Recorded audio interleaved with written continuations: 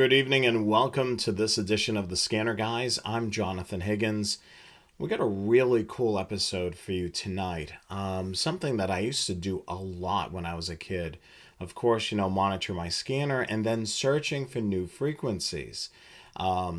As I've, would find various things to monitor, such as the local taxi stand in town. That was a challenging one to be able to find the frequencies. I also monitored the school buses because I would take the school bus to and from school, so I would monitor those channels as well. There was a company when I was growing up that had the contract with the town that provided the school bus service for many, many years. And then there was a change of company. Of course, a new bus company rolled into town, new frequencies. So that was a challenge to be able to find it. And typically, it was the first day of school, I would set up my scanner to be able to search out the frequencies. And a lot of times it was on the VHF band. So I was able to search in between 150 to 157 or so, searching up and down that band, trying to find it.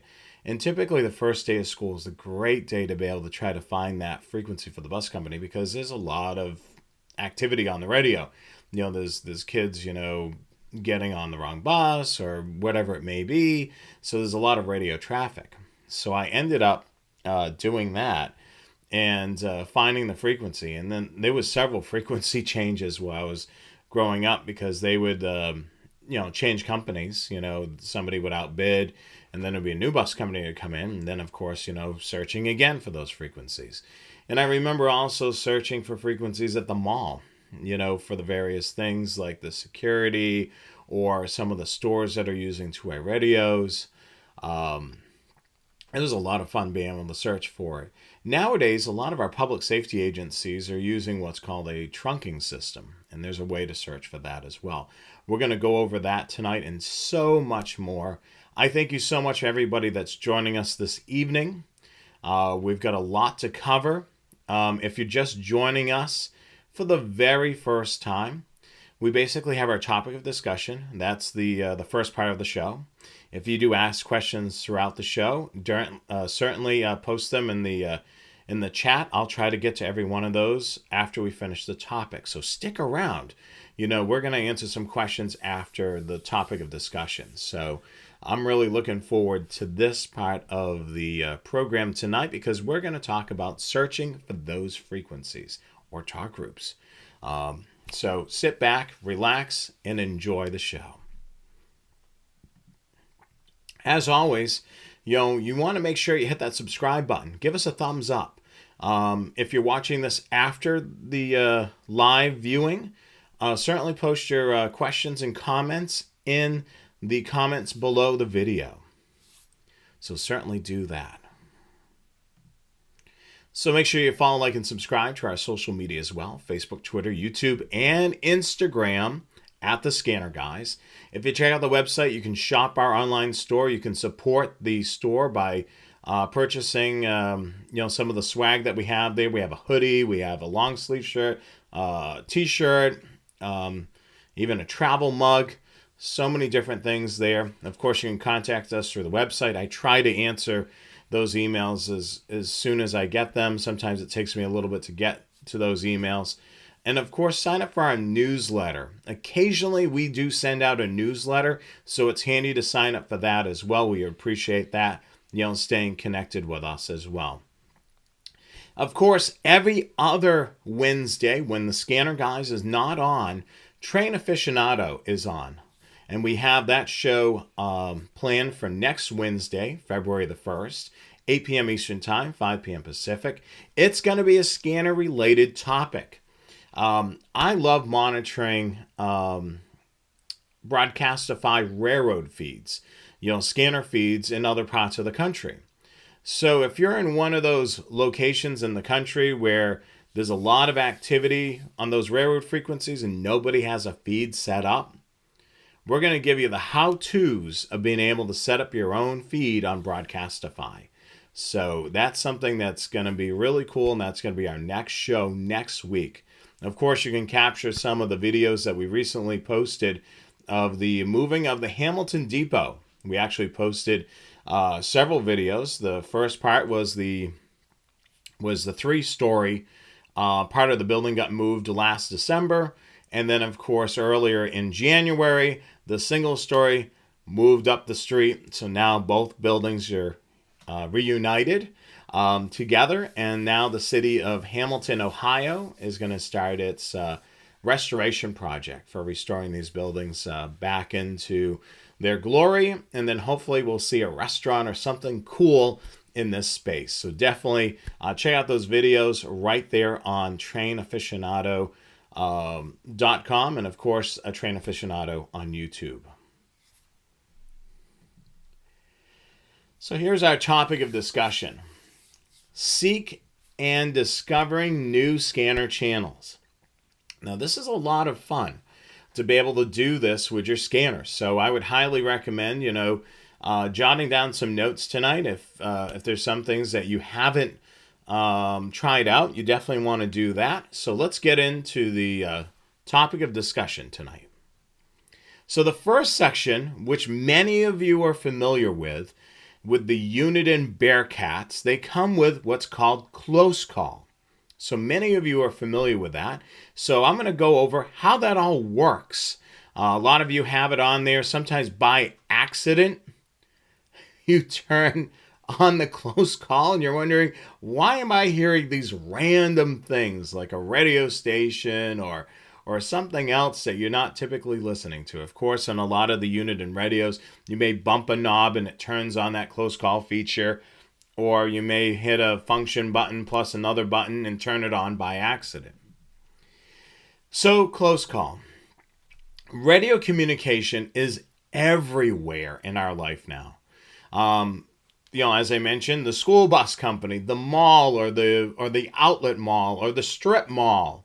I mean, you go into any store, they got those little tiny little radios and they're communicating with each other, with various things, looking, hey, do you have a size extra large and blah, blah, blah in the stockroom. They'll communicate to somebody back there and they'll go looking for it or whatever it may be. Of course, casinos, amusement parks, even construction sites, golf courses, all have two-way radios. So they're using that to communicate with each other, and some of it can be monitored, and some of it can be quite interesting. Now, a lot of these agencies, especially these little shopping malls or strip malls, it's basically a line-of-sight communication. It's not a far range. You have to be within a close proximity. Like the school bus company or your local transit system, they may be on a repeaterized system. Even that casino down the street could be on a repeaterized system, but it's very localized. The signal doesn't go terribly far.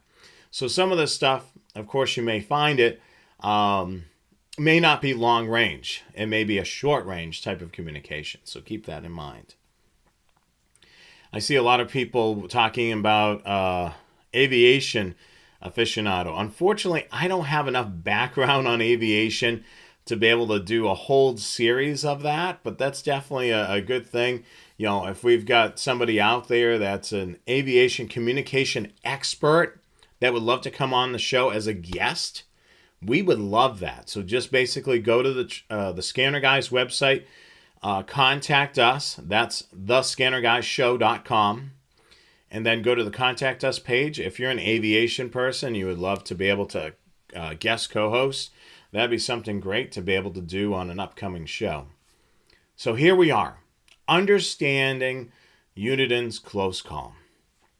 So of course, you turn it on. What do you end up hearing? So 250 feet, you're in line of sight. You're able to hear somebody that's on a handheld two-way radio. Maybe about a half a mile up the street, they're using a mobile radio, a little bit more power. So you're going from, 5 watts or maybe a little less on the handheld radio. Then you're going to a half a mile where it's, a little bit more potent radio, maybe 25 watts, 45 watts, 50 watts. You may actually get a little bit more range as, there's more power to that particular radio. So you're able to hear that communication there. And then if there's a repeater or a transmitter site that's, that could be heard several miles away. It's more line of sight, and of course you have height with that being on a tower. So what ends up happening is close call is pretty much looking for close, strong signals. So that's what your scanner is basically looking for, good, strong signals. And of course, it could be from a handheld radio, a mobile radio, or from a base radio, as you can see here. And it depends. It could be 250 feet from you and several miles. So that's a really cool thing to do with close call. Turn it on and see what you can pick up, which is really great. Over the years, close call has actually transformed a lot. There's a lot of upgrades. Close call used to be very basic back in the day, but now there's several different modes. Close call priority is one of those modes, which the radio checks in every few seconds, looking for activity out there on the frequency spectrum. That's a strong signal. When you have it in this mode, when there's somebody communicating over the scanner, the audio will actually clip out for a couple of seconds checking.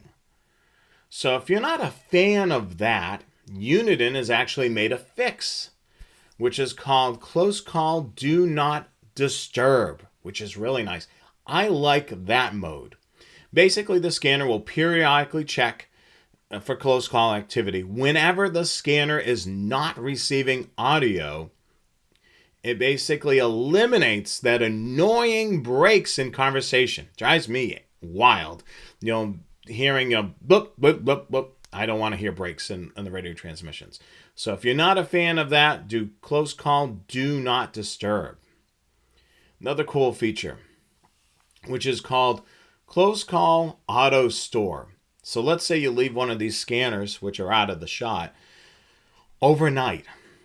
And, you let it run on close call, just in that mode. You have the ability to auto store the hits. So tomorrow morning you can review those.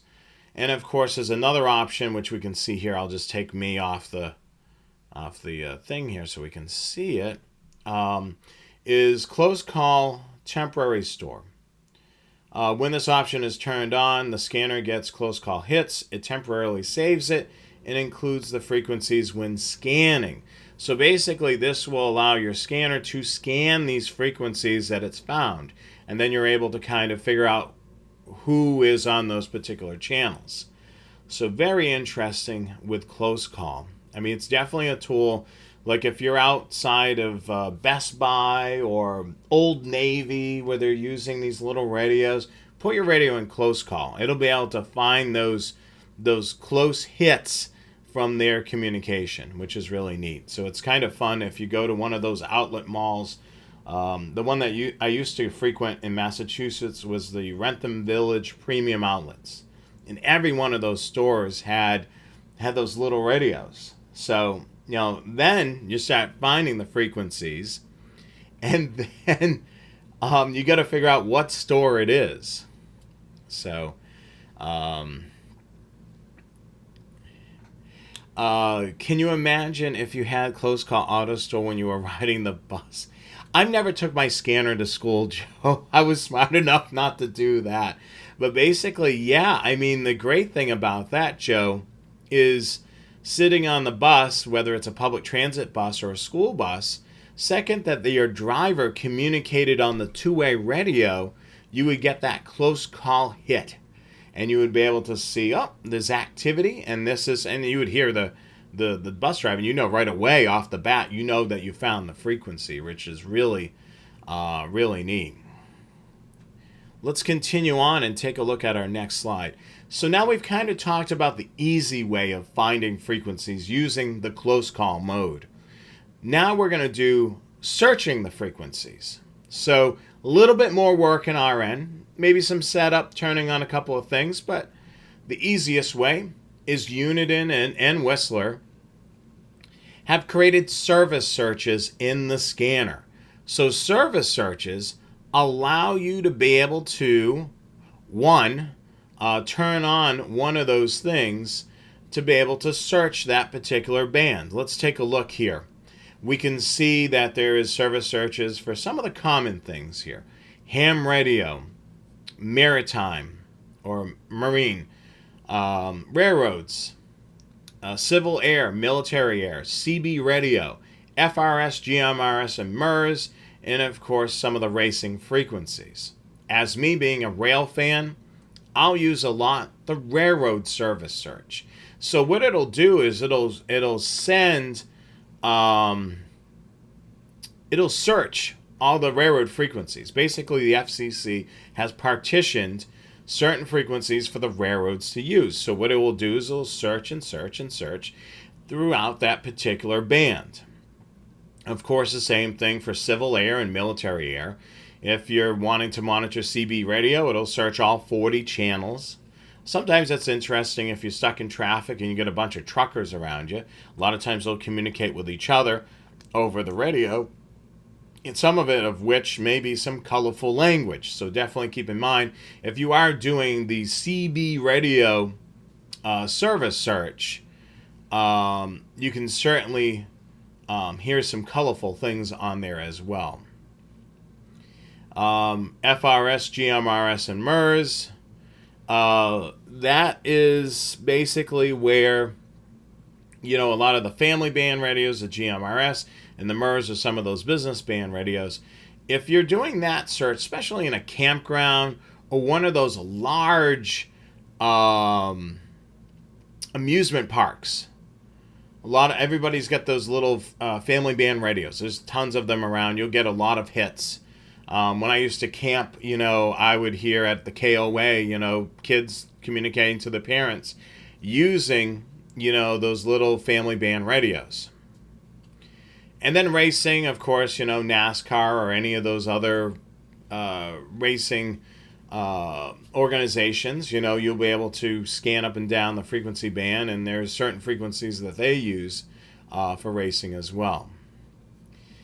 So there's a lot of interesting things there. And of course, you can do a lot with the service searches. The other way, which was the old school way, which I did quite a bit when growing up, is I would take a portion of the frequency spectrum, put in a low and a high frequency, and then basically would search up and down those frequencies from, let's say, for example, the example we have on the screen is 150 megahertz all the way up to 157. Up and down, searching. And then I would jot down, the frequencies. Kevin, you're getting ahead of things. I have a great way to show you how to do a service search on an SDS 100 and 200.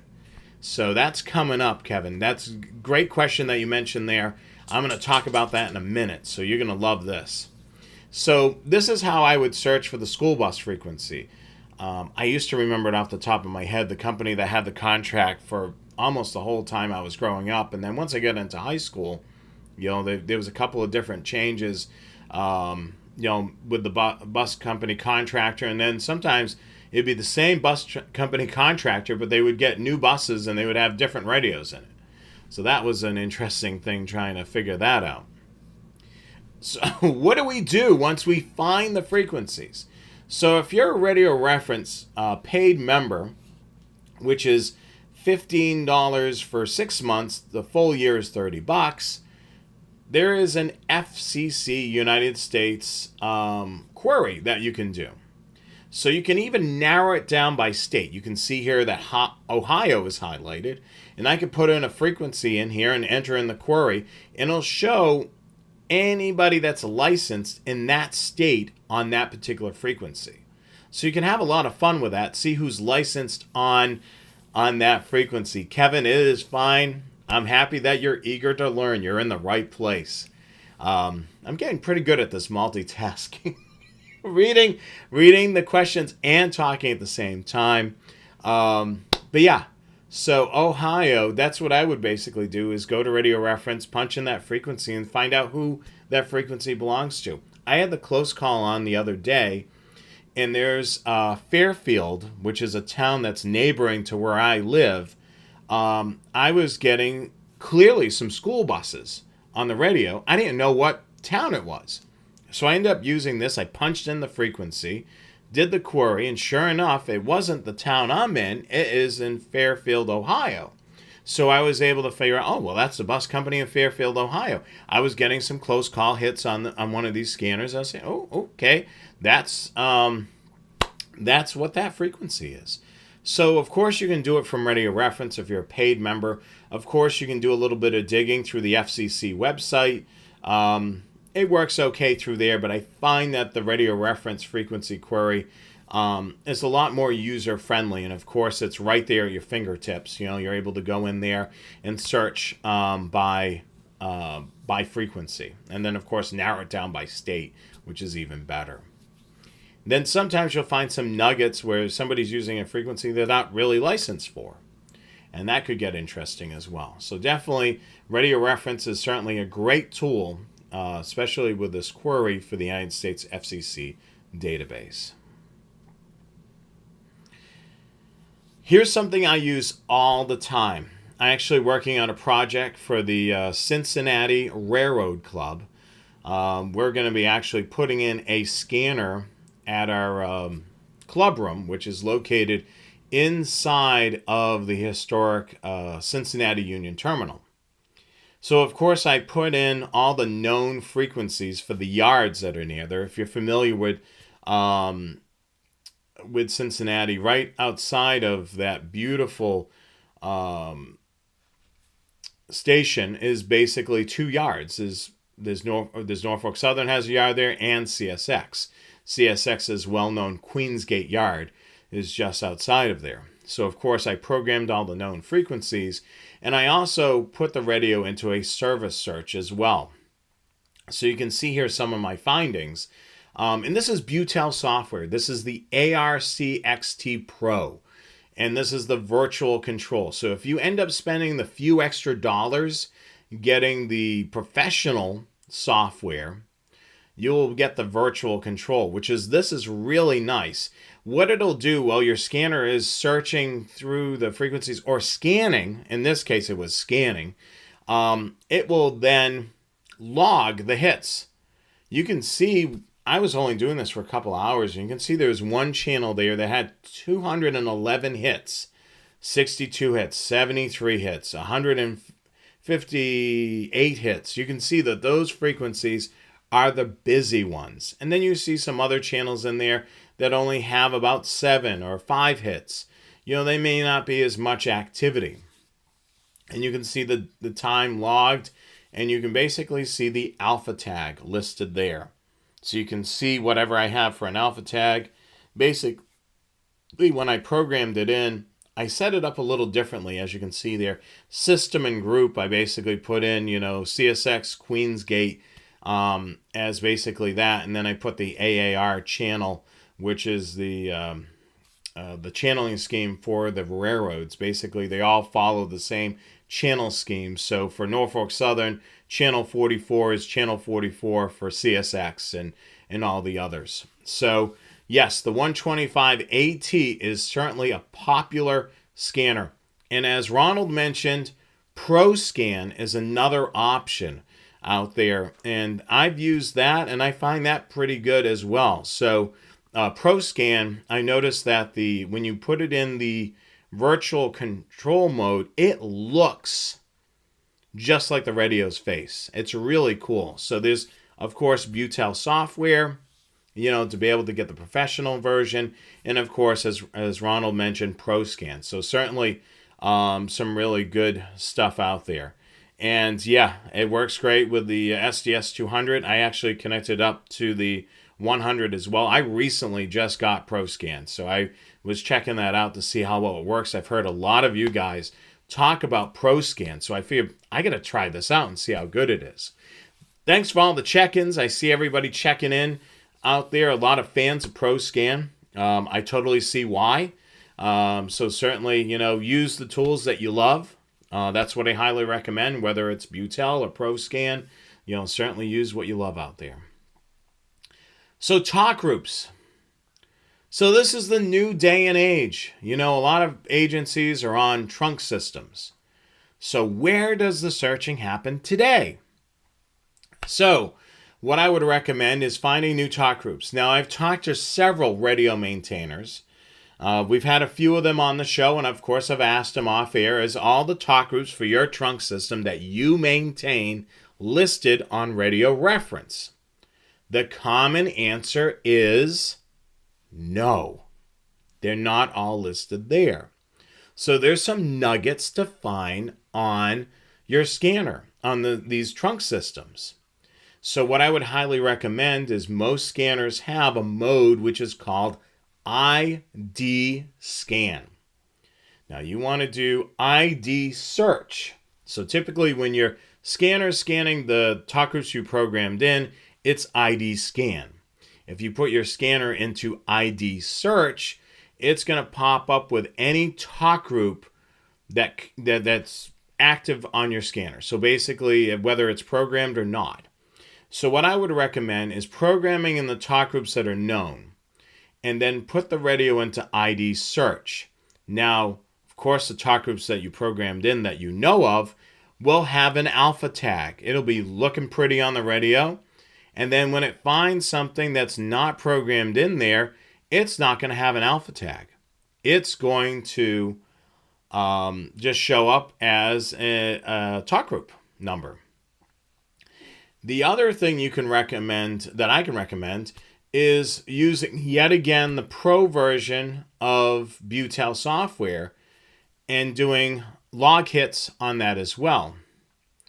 So you can be able to do that right there, where you can basically log those talk group activity. And of course, you won't see any alpha tag associated with those talk groups that are not in the database. So what you can do is basically jot those down from your data logging, whether it's done on Butel's Pro software or on ProScan.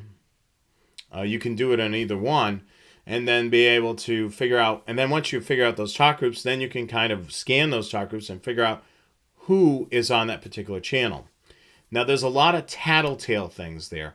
A lot of radio maintainers will have a number scheme, which we've talked about before on the show. Maybe something, a talk group that starts with 8 to blah, blah, blah. Maybe a police talk group, where a fire talk group could be in the 7,000s or 700s. So a lot of times there's some sort of numbering scheme with it as well. So you have the ability to be able to do that as well. Being able to kind of figure out, this falls right in this pattern. This could be a police talk group. So I need to figure out who it is. Or maybe it's a secondary channel. Or it could be, who knows? I mean, the thing is you now have to listen to kind of determine what that channel is used for. So yet again, using, software like this, instead of logging frequencies, it's going to log the talk groups. So you'll be able to see it on a screen like this. And of course, if you see that it's a talk group that's not listed on Radio Reference, and you're like, it's blowing up, it's got 158 hits, you're like, okay, we really need to program this and figure out what it is. And of course, you can submit it to Radio Reference, which is great. You're able to submit this information to Radio Reference once you've confirmed that information. So some good things there. So the hunting doesn't end when it comes from conventional communication. You can do some hunting when it comes to trunk systems. And of course, there's several business trunk systems that are out there that there's a whole bunch of talk groups that need to be discovered on there. Not only to be discovered, but also figure out who is the business that's using it.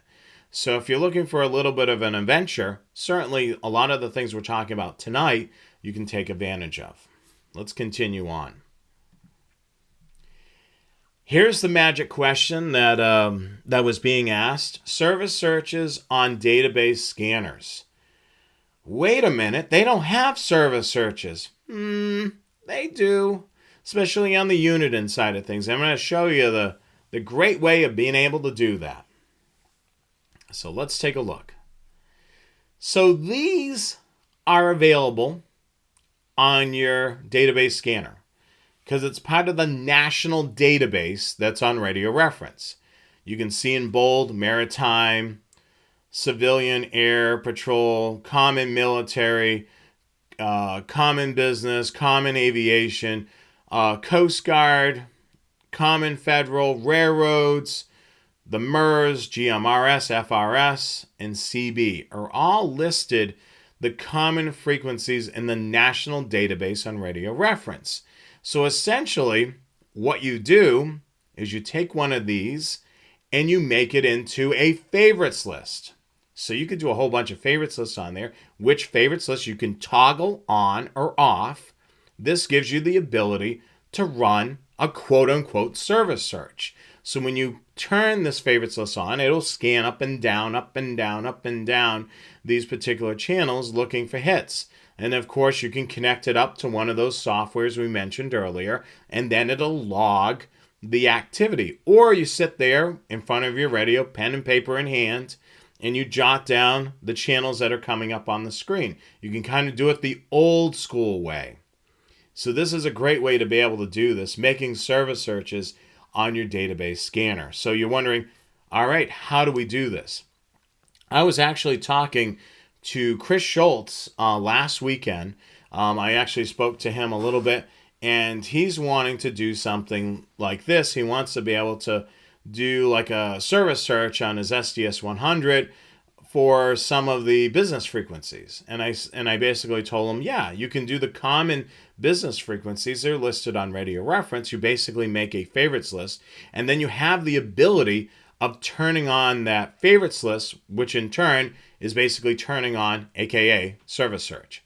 So let's see how you do this. So it's relatively simple. So I went to the first county in Ohio. I'm not in Adams County, but if you go to the Uniden Sentinel software, you open one of the states, you open one of the counties, and then you go to nationwide. Look what's right there.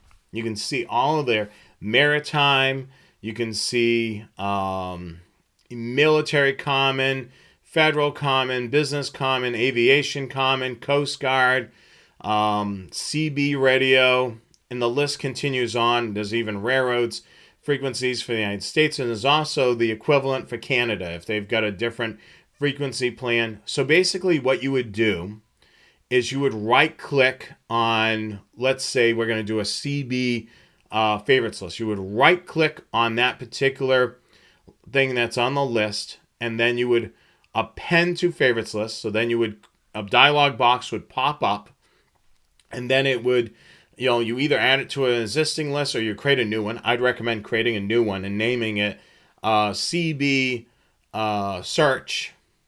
So then what you would do is name it CB search, and then once you're done, you of course would write this to the radio, and then you would be able to toggle this favorites list on or off when needed. So this would give you the ability to have a service search in a database scanner such as the 436, 536, SDS 100, 200, or even the Home Patrol 1 or 2. This gives you the ability to do that within the software. So you can see it wasn't too difficult. Basically, I went to Ohio, opened the first county, and then it breaks out to nationwide, statewide, and then the local. So what I ended up doing is just going into nationwide, and then I can just select on one of these, append it to a favorites list, and bang, you've got that. And then, of course, you can scan these frequencies if you like with other favorites lists. And, of course, you can just run it as a single favorites list where you're using it as a service search. So this is a really awesome tool. I can't stress enough how fun it is to be able to have service searches back on a radio such as an SDS 100 or 200. So Kevin, I hope I answered your question, but yes, you can do favorites lists. It takes a little bit of work, but once you've got it set up, then you can go to town. All right, so that is our topic tonight. So we basically covered it within record time here, about 36 minutes past the hour. So, of course, seeking and discovering new scanner channels. So, finding those unknown talk groups, how to use, of course, close call, search limits. Then, of course, we talked about Butel software. And, of course, if you're looking for Butel software, it's certainly available at our friends over at Scanner Master. So let's look at some of your questions. I'm going to look over to this screen because some of the questions are over here. Can the close call detect digital modes? Yes, it can detect it. Of course, it has to be a strong signal, and basically it'll display like the NAC code if it's P25 conventional, or if it's a DMR or a next edge, it'll post those things as well. And of course, with analog, if you got the close call mode on, you can also set it so it'll display the PL tone or the DPL, which is really neat to be able to have that on the screen. Back in the day, I had an older radio. It was a Uniden, and it did have the PL tone search, but you know what it did? When someone decided to transmit, it would start going through all the options, and it would rotate, and then I would have to wait until somebody talked long enough to be able to grab the PL tone. It would lock in and flash on it, and then oh, there it is. There's the PL tone.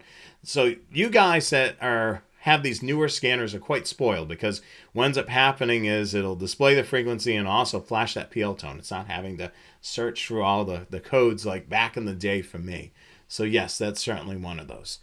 Great question. Where do you find the FCC database information on Radio Reference? If you bear with me for a second, I'm going to try to pull this up. Of course, we're a live show, so let's take a look here. I'm going to pull it up, and then I'll share my screen. So let's see here. I want to go here. All right. So let me share my screen again, and we can take a look at this. Here we go. There we are, right on Radio Reference's website. So let me back up a little bit so you can see where I went. So basically, this is my landing page for Radio Reference, and then I would go to the database. Really cool charts and all this business.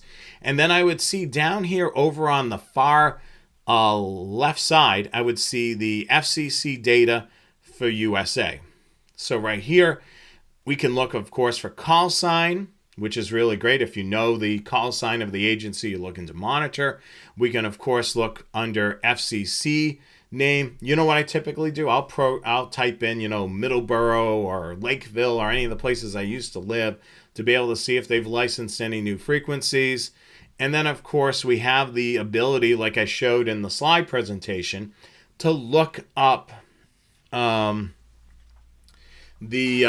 for example, the frequency. So if I wanted to do 154.295, and I think this is highlighted for Ohio. I guess not. All right, let me just do Massachusetts. So we'll just do Massachusetts, and then we'll do the query. Oh, I'm not logged in. So another reason why to be a member. So what I'll do is I'll log in. All right, let me go back again because I wasn't logged in. See, they get you. They show you this great tool that you can use, and they say, hey, you need to be a premium subscriber. So let's go back in again and do it again. Now that I'm actually logged in, and it shows Ohio, but I'm going to switch this over to Massachusetts, and I'm going to type in this frequency, 154.295, and I'm going to see if Plymouth County is still licensed for this. So I'm going to hit the Q. Here, it looks like there's several places that have this frequency licensed in Massachusetts. It used to be a regional channel that Plymouth County Fire would use back in the day. So you're going to see a whole slew of towns for Plymouth County and neighboring towns and cities. Of course, Plymouth County Sheriff still has that frequency license. And of course, you see Plymouth has the frequency license as well, as along with a whole bunch of other towns, Brockton, Hanson, Hull, Marion. A lot of you people, if you're from Massachusetts, are familiar with those towns. But you can see right there all the cool stuff there. Looks like Dale sent me a call sign, so let me just do that. KMG 365. Let's see what this is. Los Angeles, the Los Angeles County.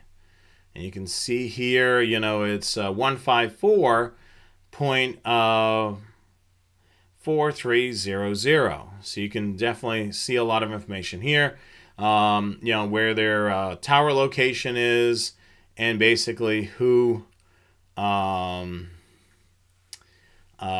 on there. So you can definitely see that all right here, which is really neat. So that's really cool. So you can definitely do that here. You can do even a range search. If you want to put a latitude and longitude search, you can do that as well. So a lot of cool stuff you can do here, but you have to be a premium member. But this is exactly where you would do this. It's right in the database page. You can see here, of course, most of us they usually go right for the database home, and then they go to browse, and you're familiar with the map of the United States. So basically you're going in there, and let me go back over there, because you guys are talking about that call sign, so we'll do that. And I believe, I think it was still active. Let me go back down, and what was it again? Let me just see. Scroll back. There it is. KMG 365. Yep, shows active. The next time it's up for renewal or expiration is in 2031. Wow, I can't believe we're already in 2023, which is crazy. But that's the cool thing about it, is you're able to do searches like that. You can have a lot of fun in here. I've typed in, various towns, or putting it in there to see if they have any new licenses registered to them. So certainly you can do that within the database. Let's see what else there's in the questions. So virtual control for the SDSs. Yes, you're absolutely right. So there's a couple of different vendors that actually have that. Of course, Butel software.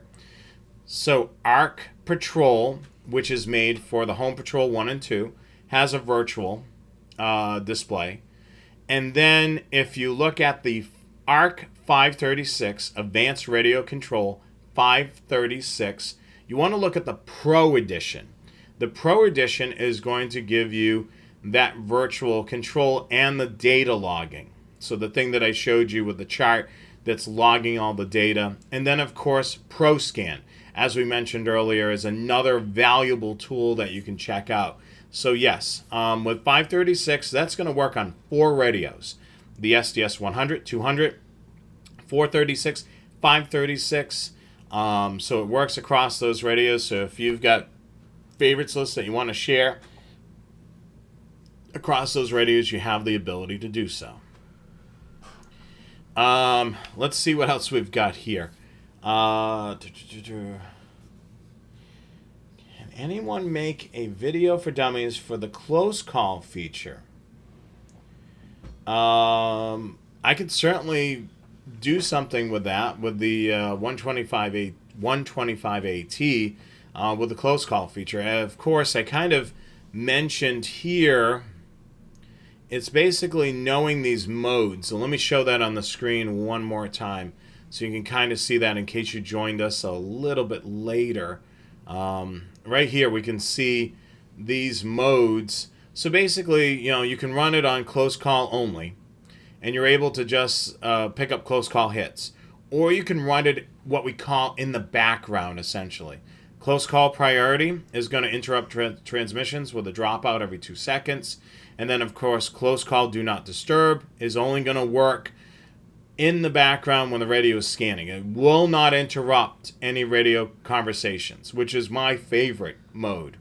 And then, of course, you have close call auto store, which would store those close call hits so you can then review later on. And then, of course, the other option is close call temporary store, where basically what the radio will do is store it into a scan list or a favorites list or a bank where you can scan those channels that have been discovered. So Of course, each radio varies, so I would certainly recommend consulting your user's manual on that. And then, of course, Mark's scanners, he goes into a deep dive in these modes on these radios, so you can kind of look at that as well.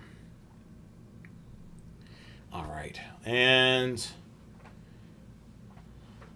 Windows 11 is not so friendly with Sentinel software. I know Chris, I was talking to Chris Schultz again, and he was trying to install Sentinel software, and I believe it has to do, the firmware has to be put in there in order for it to be able to work. I mean, of course, if you get a Butel software, ARC 536, it's not going to require that firmware, but the problem is you do need the Sentinel software because of updating the database, the internal database, and the favorites list. So definitely, yeah, we'll have to look into that. I do not have Windows 11. I believe the Windows 10. I believe on these computers that I have here. I don't have Windows 11, so I'm not able to kind of work on that. And Joe mentions it right here. Let me post his comment up here so we can see. So Sentinel needs the framework 3.5 enabled.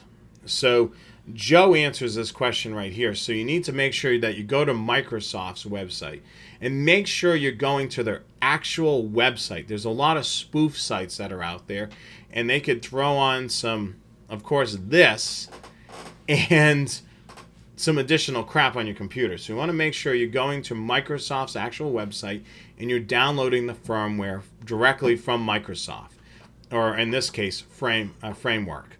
And 3.5 needs to be enabled. So definitely do that. And you can do that in the Windows features, of course. I'm running here Mac, so I have to have a Windows machine in order to be able to program my scanners, which I had to break down and get one of those. And thankfully, I got a really awesome deal from, what is it called? I can't think of it. Micro Center. I had a really good deal on a little laptop computer, which I ended up getting. Okay. But yeah, to download it, if you don't have it, you have to do it through, but it's a Windows feature. Okay. So that's something that definitely, Joe, you've got my email address. If you could send a little bit of instructions on how that's done on there, that'd be great. And then we'll be able to share it in an upcoming broadcast, especially if you're familiar with Windows 11, which I'm not. And Les mentions it works fine on Windows 10, which that's what I'm currently using.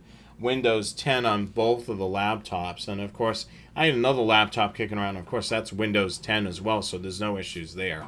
So certainly great questions tonight. Any other questions before we wrap it up? I see a whole slew of check-ins from all over the country, even someone, I believe, from Australia joining us this evening as I was doing the slideshow presentation. So welcome, welcome. Thank you so much for joining us. We're here. If you're joining us for the very first time, the Scanner Guys broadcast is the second and fourth Wednesday of every month. Train Aficionado Live, which runs on the opposite. Did I say Saturday? Wednesday. So the second and fourth Wednesday of every month, and then the first Wednesday and the third Wednesday is Train Aficionado Live. So we've got a lot of great shows there.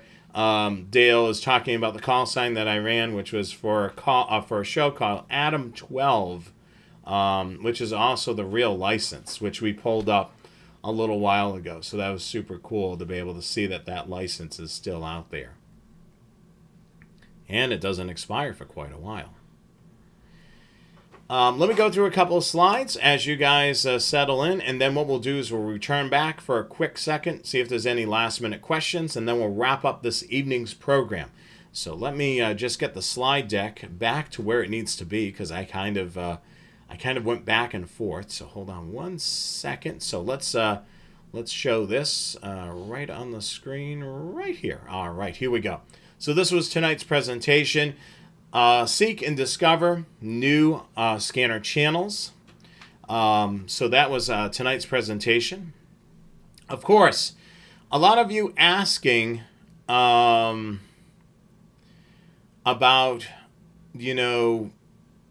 how you can support the channel. So, of course, viewers like you can, of course, support the channel by, of course, subscribing, giving us a thumbs up, watching the show each and every time we post it. And, of course, you can shop our swag store. You can buy some t-shirts, some stickers. We've got a travel mug. We've got hoodies. We got all types of stuff. And, of course, all types of stuff.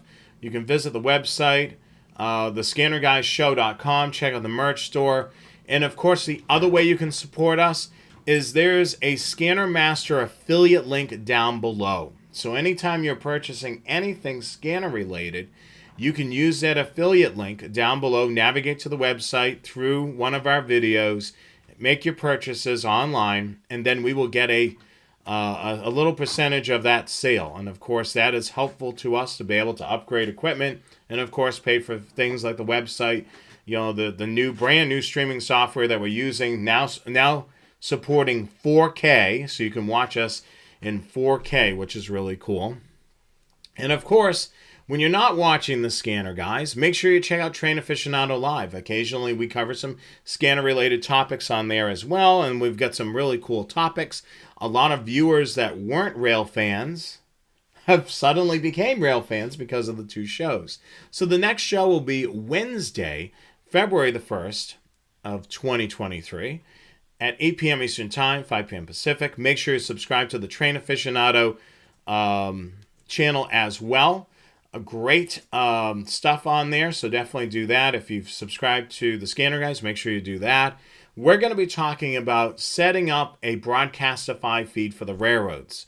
Everything you need to know. So what scanner we would recommend, what the software looks like, what you can consider for hooking it up, whether or not your location is a good spot for a feed or not, and certainly we'll have all that to talk about.